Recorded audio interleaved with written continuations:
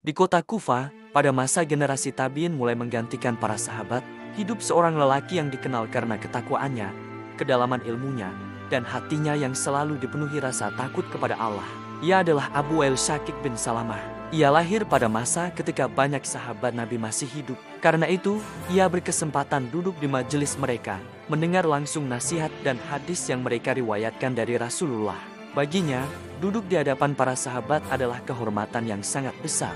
Sejak muda, Abu Wail sudah dikenal sebagai orang yang serius dalam mencari ilmu. Ia jarang terlihat menghabiskan waktu untuk hal-hal yang tidak bermanfaat. Sebaliknya, ia sering terlihat duduk di masjid, mendengarkan hadis, atau berdiskusi tentang Al-Quran.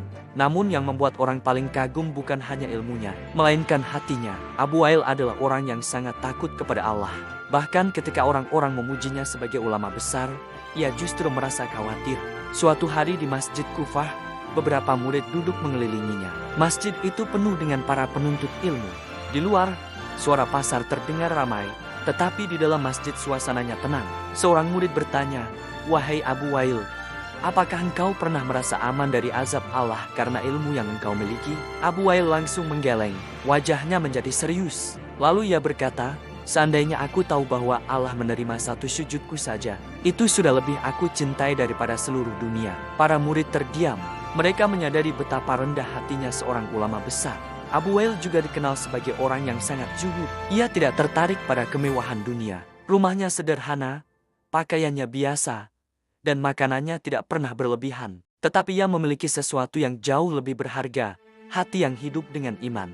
Pada malam hari, ketika sebagian besar penduduk Kufah tertidur, Abu Wail sering bangun untuk beribadah. Rumahnya sunyi, hanya cahaya lampu kecil yang menerangi ruangan. Ia berdiri lama dalam salat malam. Ketika membaca ayat tentang hari kiamat, suaranya sering bergetar. Kadang ia berhenti membaca karena tidak mampu menahan tangisan. Air matanya jatuh di atas sajadah. Suatu malam seorang tetangganya mendengar suara tangisan dari rumahnya. Tangisan itu bukan tangisan biasa, tetapi tangisan seseorang yang sangat takut kepada Allah. Ia mendengar Abu Wail berdoa, "Ya Allah, jangan Engkau jadikan ilmuku sebagai sebab kehancuranku." Doa itu keluar dari hati yang benar-benar memahami beratnya amanah ilmu. Karena bagi Abu Wail, ilmu bukanlah sesuatu yang membuat seseorang merasa tinggi. Justru ilmu membuat seseorang semakin takut kepada Allah. Hari demi hari berlalu, majelis Abu Wail semakin dikenal di Kufah.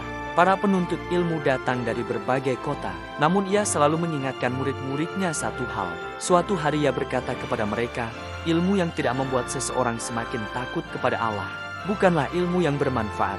Kata-kata itu selalu diingat oleh murid-muridnya, karena mereka melihat sendiri bagaimana guru mereka hidup sesuai dengan nasihatnya. Tahun demi tahun berlalu, para sahabat Nabi yang dahulu menjadi gurunya satu persatu wafat. Setiap kali seorang sahabat meninggal, Abu Wail merasa seolah sebagian cahaya ilmu ikut hilang dari dunia. Ia sering berkata kepada murid-muridnya, "Kalian tidak melihat zaman yang kami lihat. Zaman ketika para sahabat masih hidup. Kini tanggung jawab menjaga ilmu itu berada di tangan generasi tabi'in." Dan Abu Wail termasuk salah satu yang memikul amanah itu. Ketika usianya semakin tua, tubuhnya mulai lemah. Namun ia tetap berusaha menghadiri majelis ilmu selama ia mampu.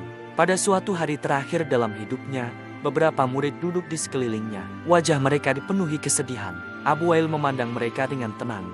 Dengan suara yang lemah ia berkata, "Berpeganglah pada Al-Quran dan Sunnah. Karena itulah keselamatan." Itulah nasihat terakhirnya. Tidak lama kemudian, kabar menyebar di seluruh kota Kufah. Abu Wail Shaqiq bin Salamah telah wafat.